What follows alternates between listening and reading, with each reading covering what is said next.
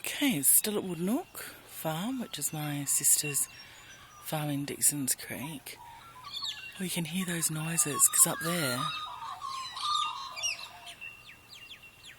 it's a flaming galah and some magpies. This is Emily's arena where she practices her show jumping at the farm. Looks like it could be used in the Blooming Olympics, but anyway. This is the bush. Oh, I can hear a tractor. Oh, the sun's going to get very bright. Oh, here's one of the ponies coming to say hello. Hello, pony. Smile, pony, you're on the camera.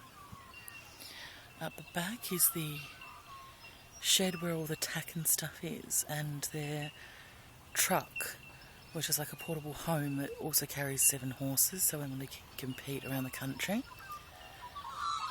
Behind is the farmhouse.